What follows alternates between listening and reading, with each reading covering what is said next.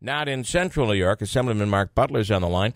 What do we know on this, Mark? It seems that the courts are siding against this part of the SAFE Act.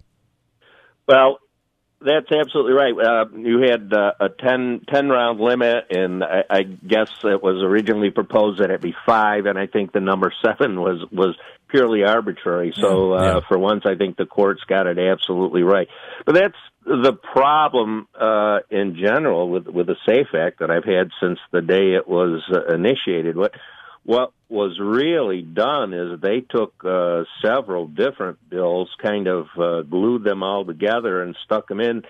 And despite what people think, in the Assembly, we came back the following day after the Senate passed it, and we debated it for hours. And I and my colleagues found a number of problems with it, but they were determined to pass it, and that's how it happened. That's how the SAFE Act was born in the middle of the night. So I guess my question would be, what are gun owners to do here? Can they have a 10-round magazine, or because you have DAs like in Onondaga that's saying no, here it's 7, yet the court's ruling it to be unconstitutional. I don't know where you go from here. Yeah. I mean. I agree that the 7-round was arbitrary, but I don't know if I'm a shooter what I would do. Yeah.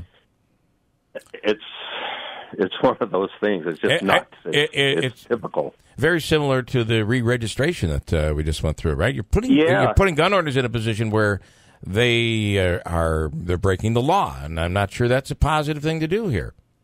And I was going to point out that that was, you have to re-register by this deadline, and, all kinds of hell's going to happen if you don't. And then it came and went. I've made inquiries, how many did, how many didn't, what's going on with it, and everybody's kind of quiet on that. Yeah. It's just craziness. It's just craziness. We had a debate.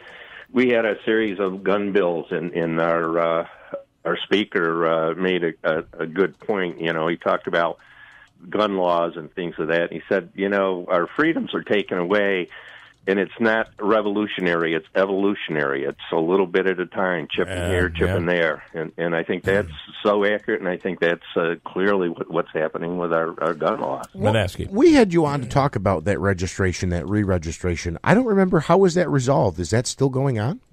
Yeah, I don't think it was ever resolved. I think there were some adjustments on the state police saying, well, we're not coming after you, let's just do it. And they seem to kind of soften the attitude a little bit. But as I said, I've been talking to our research staff here. How many actually finally did? Do we have percentages? Do we have numbers? And it's all very, it just kind of, that deadline came and went, and then nothing happened.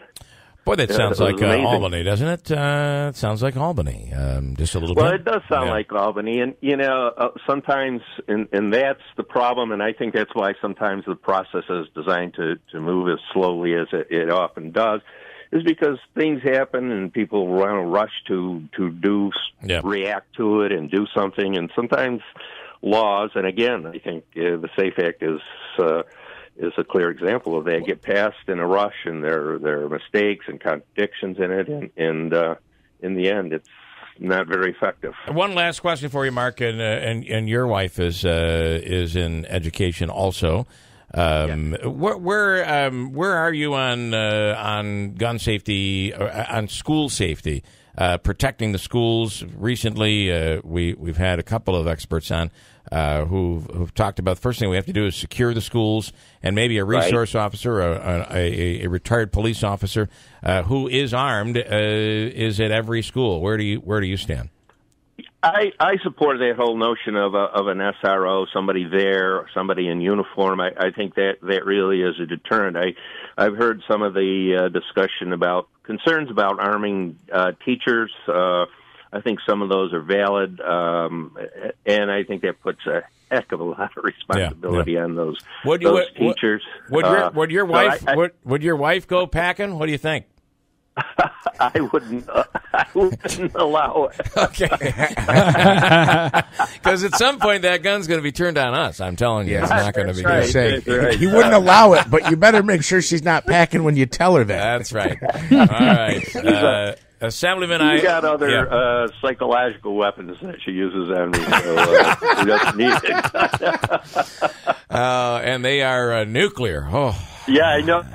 Yeah, I'm speaking from my own experience on my end, Mr. Butler. All right, Assemblyman. I empathize and I sympathize. Yes, I feel the same way. Thank you. Have a wonderful day, Assemblyman Marc Butler.